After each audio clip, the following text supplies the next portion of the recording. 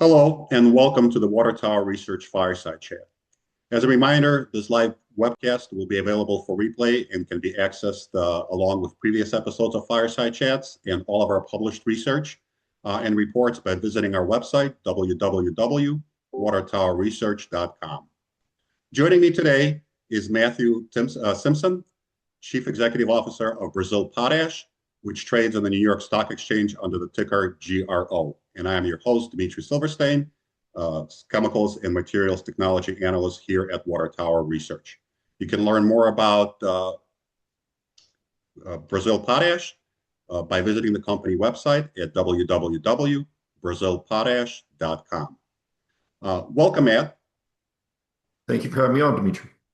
Absolutely. Matt, can you provide for our audience a little bit of an overview on yourself as well as Brazil Potash and the role that potash is playing in the fertilizer market, as well as your current project stage goals, as well as your accomplishments in 2025, which I think your fiscal year has ended, if I'm not mistaken.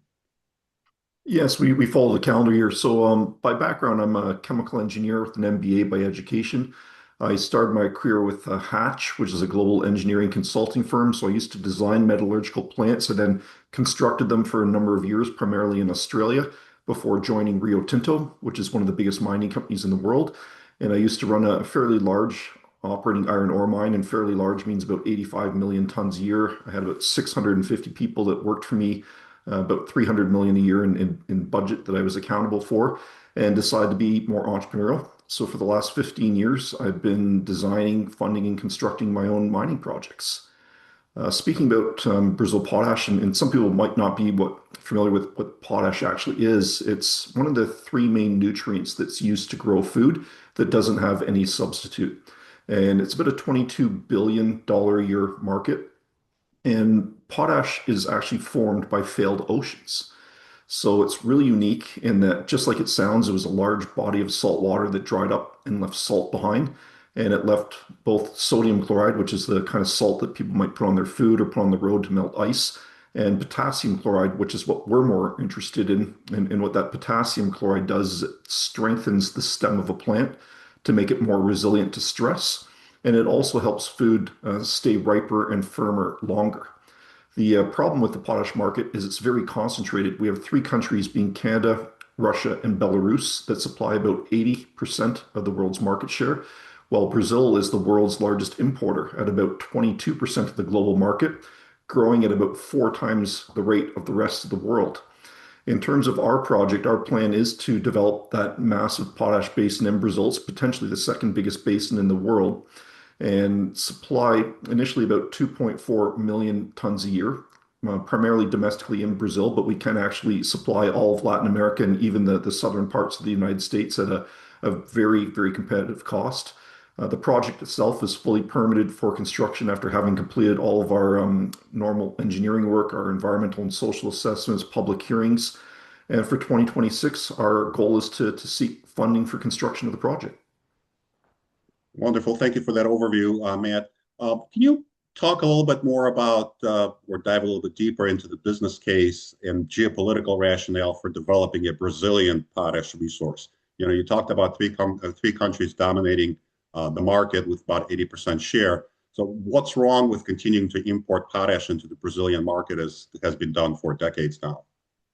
Well, we're really exposed, Dimitri. I mean, with all these shifts that we've seen in trade, even with I'll call it pandemic events like COVID coming into place, it's really woken people up that if there is a critical mineral that you can produce domestically, then you should. And what more important than having security over our food supply? So in the case of the potash market, it's a little bit shocking to think that just Russia and Belarus alone supply 42% of the world's potash. And then again, you add Canada in, you're about 80%. So there's really no alternative to those three suppliers. So if Vladimir Putin one day decided to wake up and cut off the fertilizer supply, it would have dramatic impacts globally. Or even more relevant, we just heard last night President Trump saying that he might sanction Canadian potash. Similarly, well, who do the American farmers turn to, given that America imports 95% of its potash, very similar to Brazil, that the only option would be Russia. So by having a domestic supply of potash in Brazil, not only does it prevent those geopolitical events, but it also helps mitigate against rail strikes, port strikes, which we've all seen impacting potash availability in recent years. And for Brazil, this is a country that's one of the largest exporters of agricultural goods, about $167 billion a year. They have the highest amount of fresh water in the world, massive amounts of arable land. And quite interestingly, Dimitri, they grow two and a half crops a year. Most of the rest of the world can only do one because of a cold winter. But their Achilles heel is again having access to this key nutrient.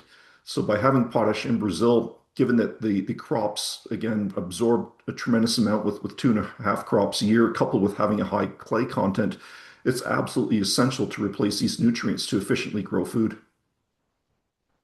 Thank you. That is a good explanation and certainly sounds like a solid rationale for developing a non-Russian or Brazilian source of potash.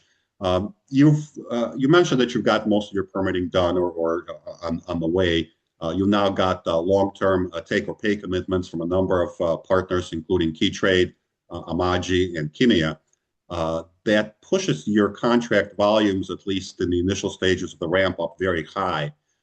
Why is this an important prerequisite for banks and export credit agencies to fund the debt that you may need to raise to complete your infrastructure build out? So the banks, the export credit agencies, and the development finance institutes that we're all speaking to right now regarding providing the debt for construction are all about risk mitigation. They're not like an equity investor where they're looking to maximize return. What they care most about is ensuring that they're going to be repaid. And these type of investors are not willing to take the risk of you being able to sell your product, which in our case is potash, despite, again, this being essential to grow food. Usually it's a prerequisite that you have some sort of long-term commitment with a credible counterparty. So in our case, having contracts in place with the groups that you mentioned being the Keytrade, Amaggi, and Kimia for durations of 10 to 17 years backed by letters of credit ensures that we have very strong commitments, which are binding take or pay for all of our product, or in this case, actually 91%, which is the highest that we want to go to highly credible counterparties. So it takes away that risk and provides a tremendous amount of comfort to the banks to be able to fund the construction debt. Understood. You recently also announced the Fictor boot style deal on your power line. Can you explain the deal and even what that is? And what was the rationale for this transaction? Would you consider doing this type of transaction for other plant components as well? So what BOOT stands for is build, own, operate, and then transfer. So just like it sounds, Fictor in this case will actually build the 102-mile power line, which will cost about $200 million. So they will initially own and operate this power line.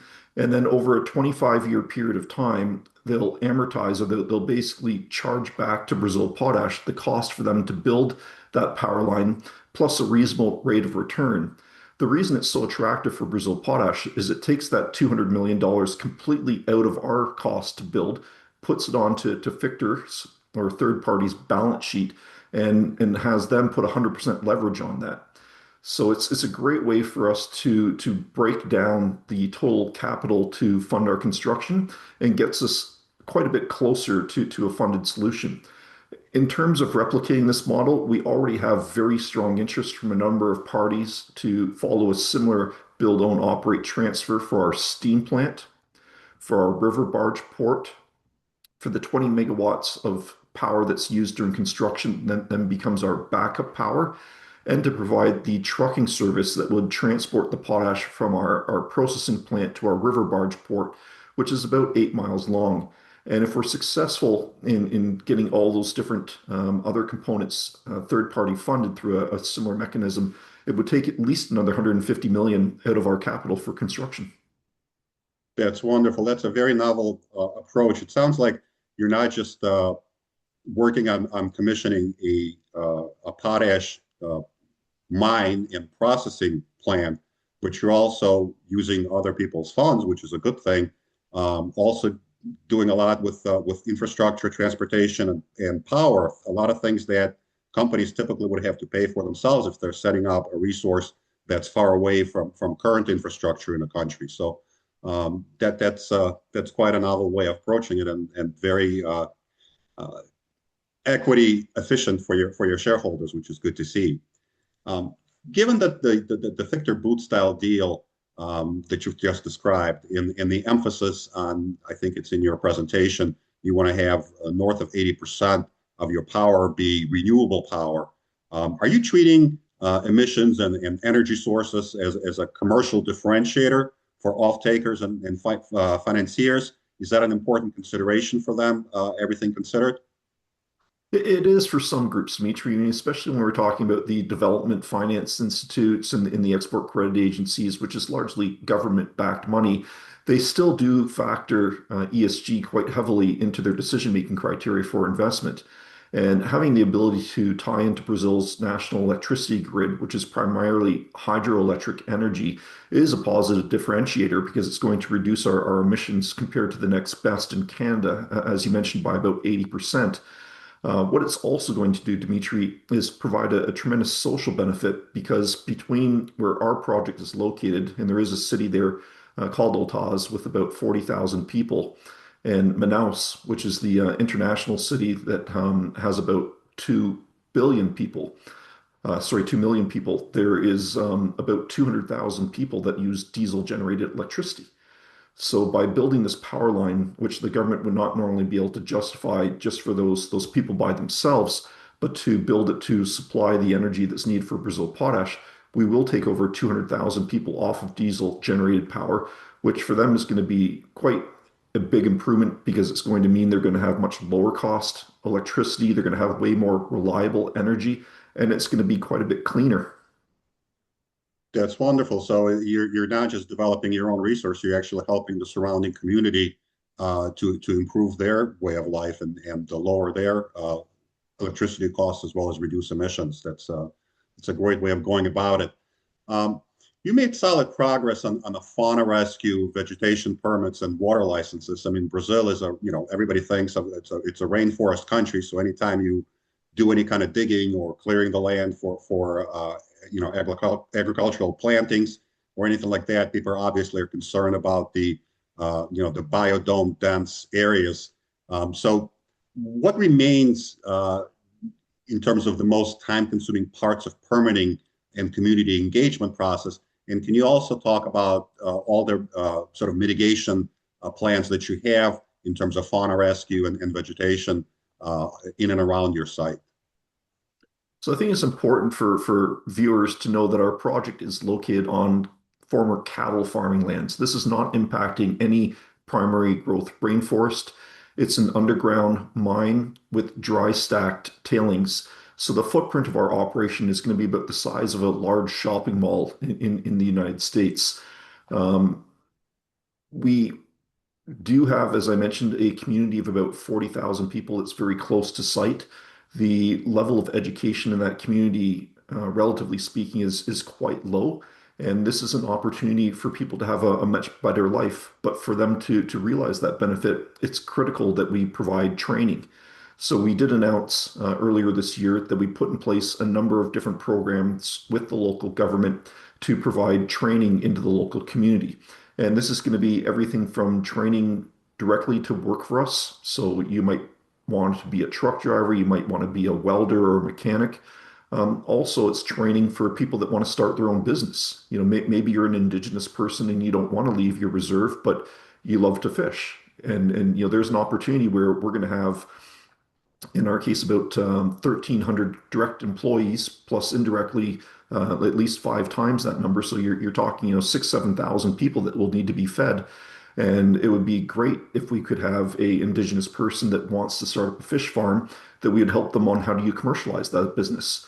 So we're going to provide a tremendous amount of training in the local community. It's really a win-win. It's not only great for the community to then have meaningful employment with us, but it's also good for the company because now you're hiring people that have deep roots in the community that want to stay involved and want to stay there. And that could be a multi-generational workforce.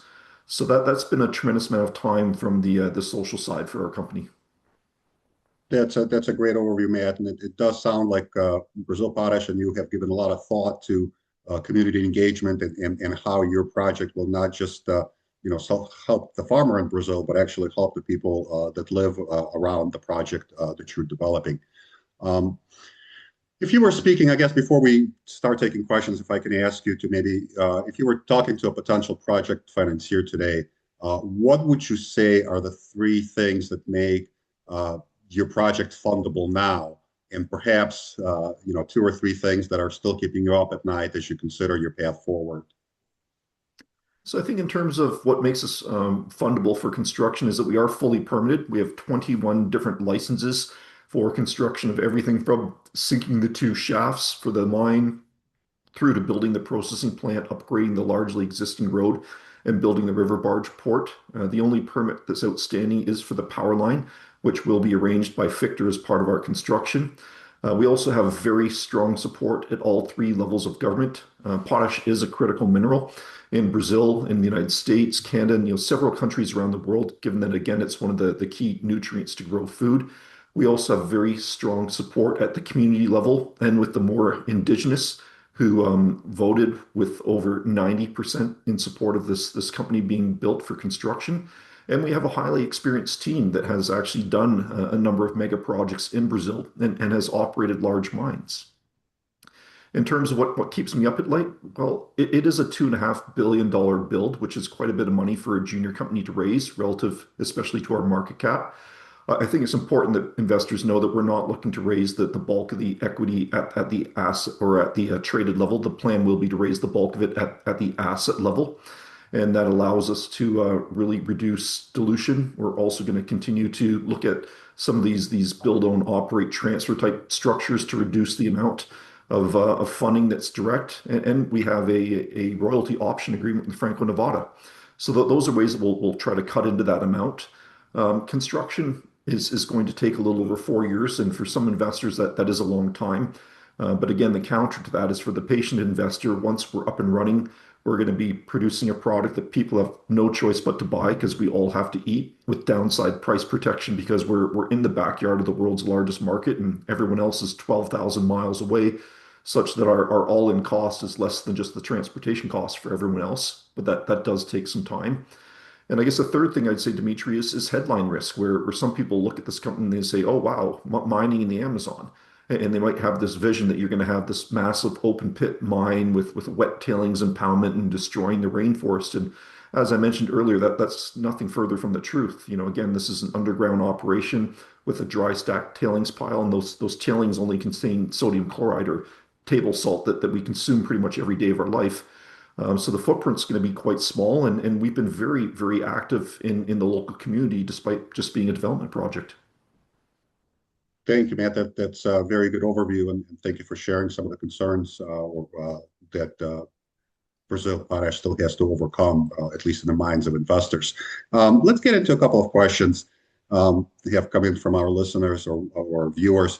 I think you mentioned this briefly before, but if you maybe provide a little bit more granularity, how much potash is there in Brazil Potash site in terms of how many years of production are projected to be available for in-country needs?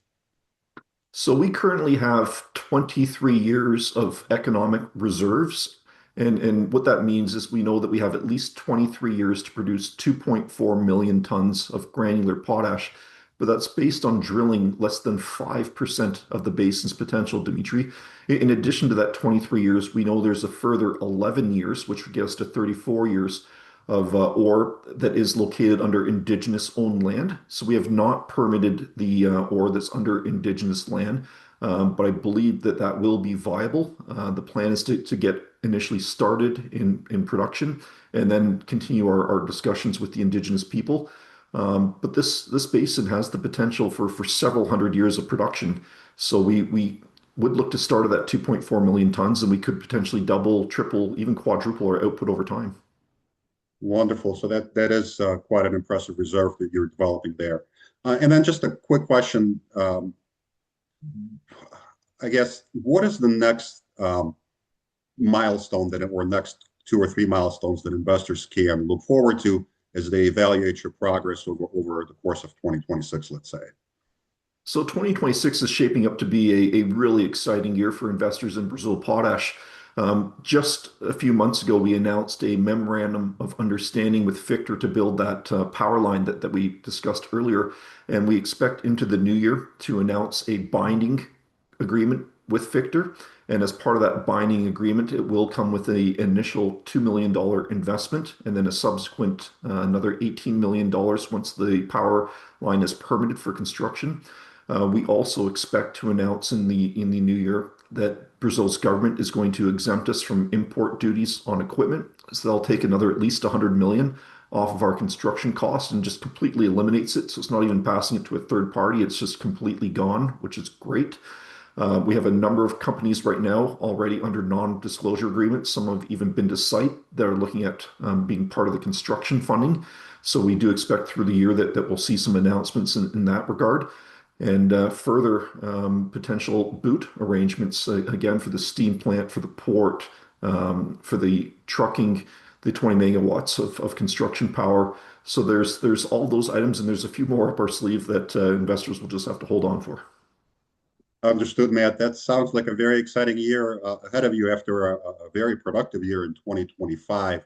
So congratulations on getting this project moved forward as well as you've done. And it sounds like you've given a lot of thought to both the financing portion of it and, just as important for many people, the social and the ESG portion of it. That's really great to see you approach it from both angles. Thank you, Matt Simpson, Chief Executive Officer of Brazil Potash, for bringing this interesting story to our viewers. Again, the company's ticker is GRO, and it trades in the New York Stock Exchange. You can learn more about the company by visiting www.brazilpotash.com. And again, as a reminder, you can watch the replay of this webcast, as well as our previous fireside chats and all of our published research by visiting www.watertowerresearch.com.